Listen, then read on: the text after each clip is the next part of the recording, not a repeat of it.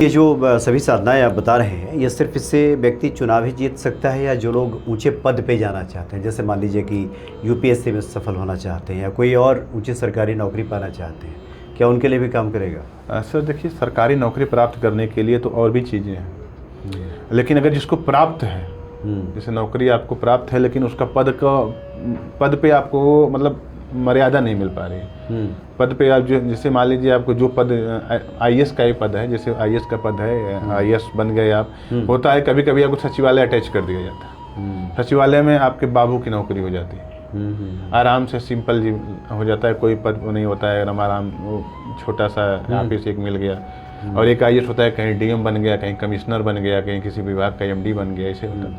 तो दोनों में बड़ा अंतर होता है। अच्छा, इस तरह की चीज़ों में जैसे कोई ऑलरेडी सफल हो चुका है, अब सफलता होने के बाद उसको पद प्रतिष्ठा नहीं प्राप्त हो पा रही, उसके लिए ये उपाय रामबाण है। जिसको जन सेवा में रहना है, नेता का काम करना है, पॉलिटिकल कैरियर में आगे उन्नति करनी है, उसको हमेशा ईस्ट फेस के घर में रहना चाहिए, पूरब की तरफ, जिसका दरवाजा पूरब की तरफ हो, पूरब की तरफ ओपनिंग हो, उस तरफ के घर में रहना स्टार्ट कर दे। नेता बनने का गुण अपने आप उसके अंदर आ जाए। तो सबसे पहले तो हमको दिल्ली को अपने एक्टिवेट करना है, घर के दरवाजे शाम के वक्त वहाँ दिया जलाएं जी, और ये राम नाम मरे दीप धरो, जीव देहरि द्वार जी, तो रसे भीतर बाहर रहूं जो चाहे उजियार, इसका जप करना है। दूसरा, जिस व्यक्ति को चुनाव लड़ना है, उस व्यक्ति को रोज सुबह एक मंत्र है कि जय सिया राम, जय सिया राम। गोस्वामी तुलसीदास जी ने हनुमान चालीसा में लिखा है कि तुम्हारो मंत्र विभीषण माना, लंकेश्वर भय सब जग जाना। यानी हनुमान जी के मंत्र को विभीषण जी ने मान लिया तो लंकेश्वर बन गए, मतलब लंका के राजा बन गए। राम मिलाए राजपद दिन्ना। हनुमान जी का काम है कि पहले राम से मिलाते हैं, फिर राजा बना देते हैं। आजकल के समय में भी या कभी भी सत्ता के प्रति लोगों का आकर्षण तो रहा है कि उच्च पद पे बैठें, शासन करें, चुनाव जीत जाएं, इस तरह की आकांक्षा लोगों के मन में रहती है। अब ज्योतिषीय दृष्टिकोण इसका क्या है? क्या ज्योतिष के अनुसार कुछ विशेष योग बनता है क्या कि लोग चुनाव जीत जाते हैं, नेता बन जाते हैं, मुख्यमंत्री, प्रधानमंत्री या मंत्री पद प्राप्त करते हैं? ये पूरी सच्चाई और इसके पूरे जो फैक्ट्स हैं उसके बारे में आज बात करने जा रहे हैं ज्योतिषाचार्य पुनीत दुबे जी, जो कि वास्तु के भी जानकार हैं। स्वागत है आपका। जय सिया राम। तो ये तो विषय ऐसा है कि लगभग लोगों की रुचि रहती है और कौन नहीं चाहता कि ऊंची पद प्रतिष्ठा उसको प्राप्त हो। जी। तो ज्योतिषीय दृष्टिकोण से बताइए, वैसे तो नेता बनने के लिए बताया जाता है कि आप पब्लिक में पैठ बनाइए, जाकर के वहाँ जनता के बीच काम कीजिए, लेकिन ज्योतिष क्या कहता है इसके बारे में? अगर नेता बनने का कोई कारण है तो आपके अगर जन्म कुंडली में राजयोग है, अच्छा, तो आप फर्श से अर्श पे जा सकते हैं। राजयोग है तो आप एक जमीन से जुड़े हुए नेता होते हुए भी आप अनेक बुलंदियों को छू सकते हैं। आप उस हर एक असीम ऊंचाइयों को प्राप्त कर सकते हैं जिसके बारे में आपने कभी सोचा होगा। राजयोग आपकी कुंडली में आपका लग्न भाव में लग्नेश बढ़िया होना चाहिए, भाग्य भाव में अच्छा होना चाहिए, भाग्यश बढ़िया होना चाहिए। और उसके साथ में नेता बनने के लिए सबसे बड़ा वास्तु टिप्स एक मैं आपको बता रहा हूँ इस वीडियो के माध्यम से, कि जिसको जन सेवा में रहना है, नेता का काम करना है, पॉलिटिकल कैरियर में आगे उन्नति करनी है, उसको हमेशा ईस्ट फेस के घर में रहना चाहिए, पूरब की तरफ, जिसका दरवाजा पूरब की तरफ हो, पूरब की तरफ ओपनिंग हो, उस तरफ के घर में रहना स्टार्ट कर दे। नेता बनने का गुण अपने आप उसके अंदर आ जाएगा। अच्छा, उसके बाद क्या है कि नेता बनने के लिए जन सेवा तो बहुत ज़रूरी है पब्लिक में, लेकिन उसके साथ आध्यात्मिक रूप से भी आपको चीज़ों को एक्टिवेट करना पड़ेगा। अपने अंदर की जो आपके चक्राज हैं, 7 चक्र हैं, सबको एक्टिवेट करना पड़ेगा। उसमें कौन चक्र से क्या होगा वो भी डिपेंड करता है। उन सबको एक्टिवेट हम करेंगे वैदिक माध्यम से। कुंडली में जो ग्रह हमारे हैं, अनिष्ट हैं या अच्छे हैं, उनको और पावर देके जो अनिष्ट हैं उनका निदान करके हम अपने राजयोग को एक्टिवेट करेंगे। जैसे अच्छा, ये बताएं कि पहले इसके बारे में बात कर लें। अब जो लोग चुनाव जीतना चाहते हैं, नेता बनना चाहते हैं, लेकिन राजयोग नहीं है कुंडली में जी, फिर उनका क्या होगा? देखिए, राजयोग नहीं है उनके कुंडली में, नेता बनना चाहते हैं तो प्रयास किया जा सकता है। मतलब ऐसे उपाय हैं क्या? उपाय तो बहुत से हैं, प्रयास किया जा सकता है, लेकिन उस प्रयास को लगातार कंटिन्यू रखना चाहिए। ये नहीं कि अगर आप प्रयास किए, ईश्वर ने आपको सफलता दे दी तो आप उस उपाय को बंद कर दीजिए, उस रेमेडी को बंद कर दीजिए, क्योंकि वो फिर आप उसी स्थान में पहुंच जाएंगे जहां से आपने जीवन शुरू किया था। दो बातें हुई, एक तो हुआ कि जिसका योग है हाँ, वो अगर मेहनत करे, लगा रहे, कुछ उपायों करे, पूजा पाठ करे तो बन जाएगा। एक है कि योग ही नहीं है, हाँ, तो वो भी हम मतलब ऐसे उपाय हैं, ऐसे कुछ उपाय हैं जिसको करने से वो योग क्रिएट होता है और राजयोग में बदल सकता है। अच्छा, क्या करना होगा इसके लिए? सबसे पहले तो हमें घर का जो मुख्य होता है, अच्छा, किसी चीज़ की एंट्री का रहता है ना, घर की मेन एंट्री देहली होती है, देहली पूजन होता है। देहली पूजन घर की महिला करेगी। अच्छा, एक मंत्र है कि मैंने चौखट की पूजन, चौखट का पूजन महिला करे। हाँ। राम नाम मणिदीप बोलते हैं। अच्छा, राम नाम मणिदीप धरो। हाँ, धरो, वो सरसों के तेल का दीपक जला के अच्छा 51 बार घर की सुहागन महिला करेगी वो पूजन, रोज शाम को। जिस व्यक्ति को चुनाव जीतना है या चुनाव लड़ना है उसके लिए है, वो है कि राम नाम मणिदीप धरू जिह दे हरिद्वार, तुलसी भीतर बाहर हूँ जो चाहस उजियार। इस मंत्र का जप करके 51 बार रोज डेली करना है, घर की महिला को करना है, क्योंकि किसी भी चीज़ की एनर्जी एक आदमी मेंटेन नहीं कर सकता है। जैसे आपको चुनाव लड़ना है तो आप अकेले क्या क्या कर लोगे?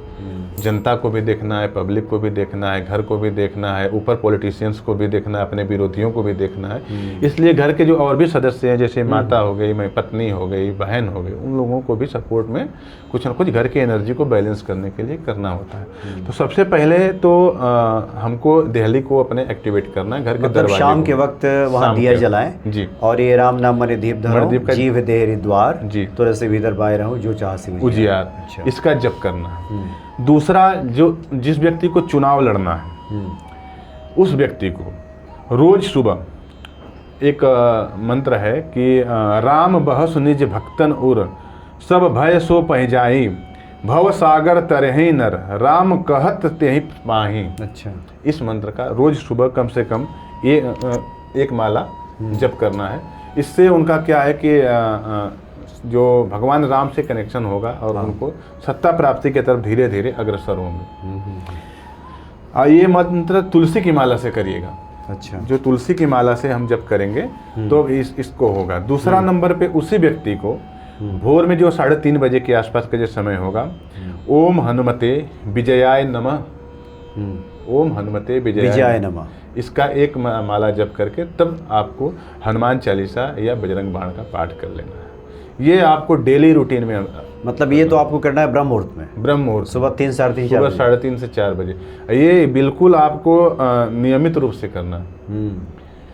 इसमें इसको खुद करना, किसी पंडित जी को, किसी भी उनको करना नहीं, ये खुद करना है। इससे क्या होगा, आपको इनर एनर्जी हीलिंग होगी। अच्छा, आपके अंदर वो उस तरह की ऊर्जा आएगी, उस तरह की चीज़ें क्रिएट होंगी जो आप सोचेंगे, राज्य सत्ता के बारे में उस तरह चीज़ें क्रिएट होने लगेंगी। इसके बाद क्या है कि जैसे राज्य सत्ता जब प्राप्त होती है, जब चुनाव जीतना होता है, तो एक सबसे बड़ा उपाय और है, विभीषण शरणागति का पाठ। अच्छा, जो सुंदरकांड में विभीषण शरणागति का एक पाठ है, उसका पाठ भी किया जाता है। वो जो विभीषण शरणागति का पाठ शुरू होता है कि राम सत्य संकल्प प्रभु सभा काल बसे तोरी, मैं रघुवीर शरण अब जाऊं देन जन खोरी। यहाँ से शुरू हो करके और लास्ट इसका होता है कि अस प्रभु छाड़ी भजई जय आना, तेर नर पशु बिनु पूछ समाना। ठीक है, पूछ बिखाना। हाँ। यहाँ तक का पाठ कंप्लीट इनको करना है। ये क्या राज्य सत्ता की प्राप्ति का है, यहाँ से इनको राज्य सत्ता प्राप्ति हो, क्योंकि इसी प्रकरण में राम जी विभीषण जी को राजा बनाए हैं। और ये चीज़ जब हम बार बार आवृत्ति करेंगे तो भगवान राम की, हनुमान जी की कृपा होगी। अच्छा, कोई कहे कि टाइम नहीं है, किसी से कराएं तो फिर इसमें नहीं, अगर किसी से कराना है तो एक विशेष अनुष्ठान इसका होता है। अच्छा, अनुष्ठान होगा, इसका एक अनुष्ठान होता है। उसके लिए भी मैं बताऊंगा आपको। अच्छा, इसी वीडियो में हम लोग चर्चा करेंगे उस पर। उसमें क्या है कि हम लोग चर्चा करते हैं तो उसका जो अनुष्ठान है वो किष्किंधा कांड से स्टार्ट होता है। अच्छा, इस तरह का जो अनुष्ठान है वो किष्किंधा कांड से स्टार्ट होगा और 21 दिन का अनुष्ठान होता है। लंबा अनुष्ठान होता है थोड़ा सा। 21 दिन का अनुष्ठान होता है, जिसमें 3 दिन हम किष्किंधा कांड का पाठ करते हैं, 3 दिन सुंदर कांड का पाठ करते हैं और 3 दिन हनुमान बाहुक का। इसके बाद बाकी का 3 दिन जो होता है वो किष्किंधा कांड और एक राजयोग का मंत्र, विशेष मंत्र होता है। राजयोग मंत्र, वशीकरण टाइप का मंत्र है वो, साबर मंत्र होता है, उसका प्रयोग करते हैं। इसका प्रयोग करके इसके बाद हम ओम ह्रीम रामदूताय विजयाय हनुमते नमः, इसका 1.25 लाख जप होता है, तब जा करके हमारा अनुष्ठान पूरा होता है। और इस मंत्र से, और ये जो विधा मैं आपको बता रहा हूँ, बड़े बड़े पॉलिटिशियन जो भारत के हैं, जो बहुत प्रचलित पॉलिटिशियंस हैं, वो भी इसी मंत्र का साधना करते हैं, अनुष्ठान करते हैं। ये जो विजय मंत्र की आपने बातें की, क्योंकि सबको इसके बारे में जानकारी नहीं रहती है कि क्या है, तो एक्चुअली क्या है, ये गुप्त मंत्र है। अच्छा। ये गुप्त साधना का विषय है। ये कहीं पब्लिकली नहीं मिलेगा आपको, ना कहीं यूट्यूब पे मिलेगा, ना कहीं टीवी पे मिलेगा। ये गुरु मार्ग के मंत्र हैं। ये विशेष परिस्थितियों में प्रयोग किए जाते हैं। वैसे तो सभी लोग सामान्य रूप से किष्किंधा कांड कर लेते हैं, विभीषण शरणागति कर लेते हैं, लेकिन राम राज्य वशीकरण का जो स्त्रोत पाठ है, ये पाठ जो है, ये बहुत पावरफुल मंत्र है। इसका प्रयोग बहुत ही उच्च साधक ही करते हैं, लेकिन जो करते हैं इसका 100% रिजल्ट है। और बहुत नामी गामी पॉलिटिशियंस का भी बहुत जल्दी का रिजल्ट है, जिनको ये चीज़ें कराई गई हैं और उनका रिजल्ट बहुत अच्छा आया है। तो ये चुनाव के समय जो ये पॉलिटिशियंस बहुत पूजा पाठ जो कराते हैं, तो क्या इससे संबंधित ये सब बातें होती हैं? जी बिल्कुल सर। अच्छा। सत्ता प्राप्ति के लिए होती है। 2 पूजाएं हैं, एक तो मैं आपको ये बताया हूँ कि विभीषण शरणागति और किष्किंधा पाठ का अनुष्ठान, दूसरा माँ बंगलामुखी का अनुष्ठान। माँ बंगलामुखी को राजराजेश्वरी देवी बोलते हैं। अच्छा। राजराजेश्वरी देवी हैं जो राज्य सत्ता के अधीन है, राज्य सत्ता उन्हीं के अधीन है, और राज्य सत्ता जिसको भी प्राप्त करना है, माँ बंगलामुखी का अनुष्ठान करता है। माँ बंगलामुखी इतनी पावरफुल मंत्र है, इतना पावरफुल मंत्र है कि जिसको भी चाहें उनको सत्ता पे आसीन कर सकते हैं। अच्छा। सत्ता इनका जो स्थान है पूजन का, कामाख्या देवी में होता है, पीताम्बरा पीठ दतिया में होता है, हिमाचल में होता है, नलखेड़ा में होता है। तो क्या है कि ये अनुष्ठान बड़ा दिव्य अनुष्ठान है। इसमें भी लगभग भारत के टॉप पॉलिटिशियन सब जुड़े होते हैं, सबका अनुष्ठान होता रहता है। माँ पीताम्बरा, बंगलामुखी, राज्य सत्ता की प्राप्ति के लिए इनका अनुष्ठान अत्यंत आवश्यक है। सबसे पहले चीज़ शत्रु विनाशक। जो राजनीति में जाता है उसको शत्रु बहुत होते हैं, तो माँ पीताम्बरा की बंगलामुखी का अनुष्ठान करने वाले का शत्रु नाश हो जाता है, उसका कोई अनिष्ट कर ही नहीं पाएगा। ब्रह्मास्त्र रूपड़ी देवी माता श्री बंगलामुखी ब्रह्मास्त्र हैं, उनसे बड़ा कोई अस्त्र नहीं है दुनिया में। उनका जो पूजा कर रहा है, उनका जो अनुष्ठान कर रहा है, उसका अनुष्ठान करने से, उनका पूजा करने से किसी भी प्रकार का शत्रु भय तो हो ही नहीं सकता, राज सत्ता तो जा ही नहीं सकती, कोई भी सत्ता वापस प्राप्त हो जाती है। हम लोग तो बहुत से अभी कुछ पॉलिटिशियंस को भी मैंने कराया था कि ये दोनों कंबाइंड करके कराया। अच्छा। इधर विभीषण शरणागति और किष्किंधा कांड का अनुष्ठान भी कराया था, और माँ बंगलामुखी का भी कराया था। एक्चुअली क्या है, थोड़ा ये अनुष्ठान कास्टली होता है, मतलब खर्च होते हैं खर्च ज़्यादा, क्योंकि बंगलामुखी की पूजा आप भी जानते होंगे कि बड़ा कठिन साधक जो होते हैं वही करते हैं। और उसी तरीके से ये भी जो मैंने बताया आपको, राज्य वशीकरण स्त्रोत और राज्य सत्ता प्राप्ति के लिए किष्किंधा कांड का जो स्पेशल पार्ट है, तो ये सब 21 दिवसीय अनुष्ठान होता है। वो इस सब को बहुत निरंतर साधना करने वाले साधक ही करते हैं, और उनका लक्ष्य फिर एक ही होता है कि ये चीज़ प्राप्त ही करना है। बाकी उसमें भी बैठ है, कंडीशंस है कि प्रयास करने वाले हम आप हैं, फल देने वाला ऊपर वाला है। बिल्कुल। कि कोई स्टैम्प पेपर पे लिखे गारंटी तो कोई नहीं दे सकता है, लेकिन रिजल्ट्स जो हैं वो सकारात्मक ही रहते हैं हमेशा। नहीं, अनुष्ठान का तो फल तो मिलता ही मिलता है। नहीं, दोनों चीज़ें हमको शेयर करना जरूरी है कि अगर पता चले हमारा कर्म बहुत खराब है, उसे कोई साधक जल्दी देता भी नहीं है। जैसे मैं जान रहा हूँ कि किसी के बारे में कि स्थिति अच्छी नहीं है, तो इस तरह का अनुष्ठान उनका कोई करेगा नहीं।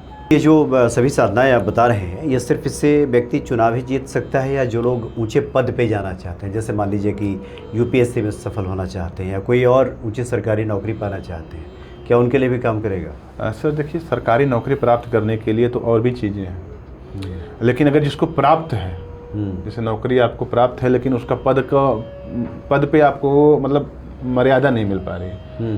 पद पे आप जो, जैसे मान लीजिए आपको जो पद आईएएस का ही पद है, जैसे आईएएस का पद है, आईएएस बन गए आप, होता है कभी कभी आपको सचिवालय अटैच कर दिया जाता है, सचिवालय में आपके बाबू की नौकरी हो जाती है, आराम से सिंपल जी हो जाता है, कोई पद नहीं होता है, एकदम आराम, छोटा सा ऑफिस एक मिल गया।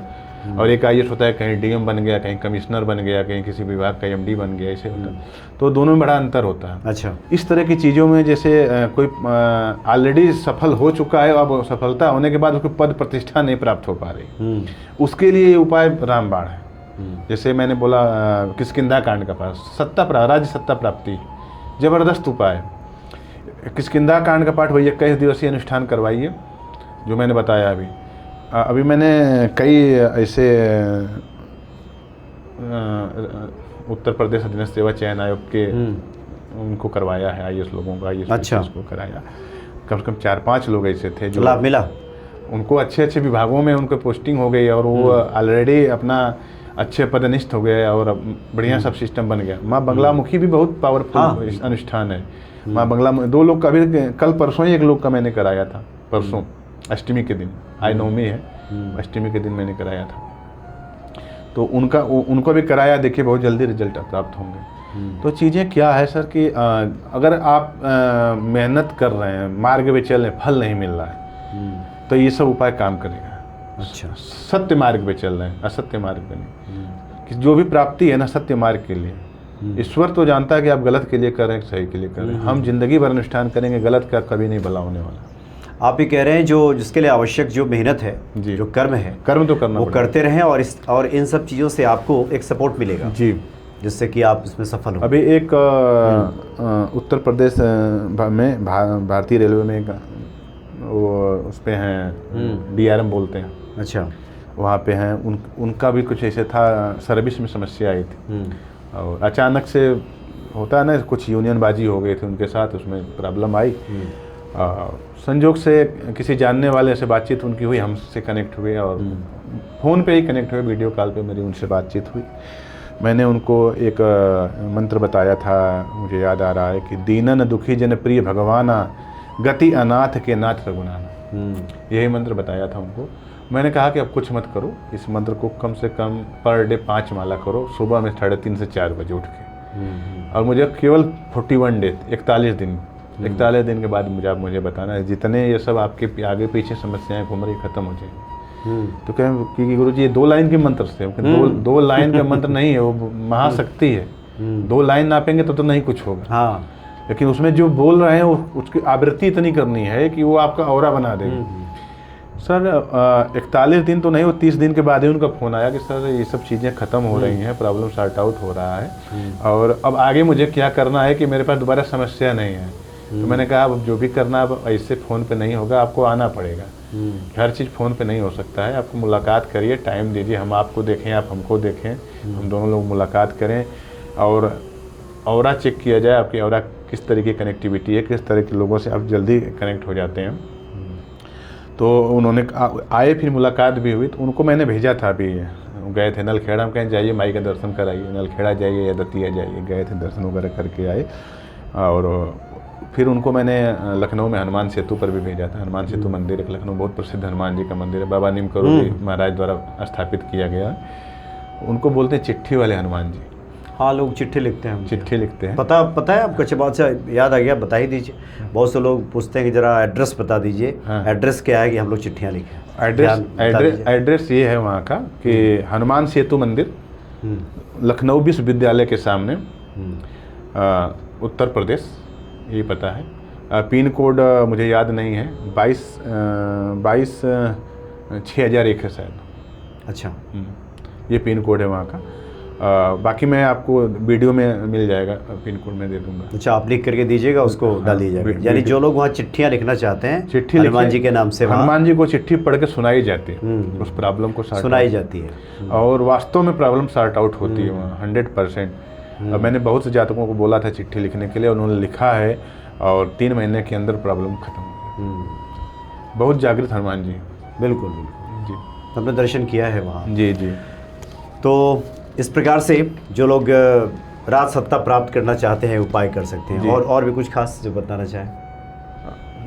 मंगलवार के दिन जिसको राज सत्ता प्राप्त हो गई, मंगलवार के दिन कम से कम आपको जन्म कुंडली के अनुसार देखना पड़ेगा कि आपका मंगल किस हाउस में है, किस तरीके से है। कम से कम 5 किलो या 7 किलो बूंदी, लड्डू नहीं, बूंदी बूंदी हनुमान जी को अर्पण करके उसको बांटना जरूर है। इसको बांटने से क्या होगा कि आपकी राज्य सत्ता बनी रहेगी। ये बहुत अच्छा उपाय है राज्य सत्ता प्राप्त होने के बाद। और जनप्रियता बढ़ाने के लिए जब भी आप भाषण देने जाएं, जनता के बीच में जाएं, तो उसमें एक छोटी सी लाइन आप हमेशा माइक में बोलने से पहले बोल लीजिए कि नाम प्रभाव जानई को काल बसेस कहीं रही न को। इसको करने से जनप्रियता आपकी बढ़ेगी, आपको लोग सुनेंगे, आप बोलेंगे तो आपको लोग सुनने की कोशिश करेंगे और आपकी चीज़ें बोली हुई उनको प्रिय लगेगी। और जब भी है तो जैसे हनुमान जी का जो एक है कि राम काज कीन्हे बिनु मोहि कहाँ विश्राम। तो जब भी आप राज्य सत्ता प्राप्त कर लिए हैं तो राज्य सत्ता आपकी नहीं है, आपको ईश्वर ने प्रदान की, आपको उसको सही संचालन करने के लिए। तो ईश्वर कौन है? भगवान रामचंद्र जी। आप कौन है? भक्त हैं। तो हनुमान जी का ये दोहा आपको हमेशा रखना है याद कि राम काज कीन्हे बिनु मोहि कहाँ विश्राम। आपको हमेशा भगवान राम के द्वारा निर्देशित मर्यादा के काम करने हैं, अमर्यादित काम नहीं करने, मर्यादित काम करने हैं। और इस चीज़ को करना है कि जनता के आप सेवक हैं, तो जनता के लिए आप अपने निजी स्वार्थ में न जाइएगा, जनता के काम करिए, जनता के लिए दिन रात सुबह शाम मत देखिए। वही है ना कि राम काज कीन्हे बिनु मोहि कहाँ विश्राम। तो विश्राम के लिए आप नहीं बने, जनता के सेवक है, जनता के काम करिए और अपना स्मरण करिए, भगवान की पूजा करिए, ओम हनुमते नमः जप करिए। बाकी चीज़ें आप सामान्य पूजा में जो हनुमान जी की पूजा करते हैं वो सब करते रहिए। ओम हनुमते नमः इसका जप करिए, तामसिक भोजन न करिए, शुद्ध शाकाहारी बनिए और जीवन में आपको सत्ता से कोई बेदखल नहीं कर पाएगा। अच्छा, बंगलामुखी की पूजा, हनुमान जी का जो ये सब करते रहिए, हमेशा लोकप्रियता बनी रहेगी। हमेशा आप कभी आर्थिक रूप से, शारीरिक रूप से, मानसिक रूप से कोई कष्ट नहीं पहुंचा पाएगा। यानी जो आप चाहते हो वो मिल जाएगा। एक तो है कि राजयोग है तो वो तो आपको मिलेगा ही, आप प्रयास करेंगे तो। नहीं भी है तब भी बहुत सारे ऐसे उपाय हैं जो आप करके अपना मनचाहा प्राप्त कर सकते हैं। ईश्वर की कृपा से तो क्या नहीं हो सकता, बिल्कुल सब संभव हो जाता है। बहुत बहुत धन्यवाद आपका। जय श्री राम। जय श्री राम।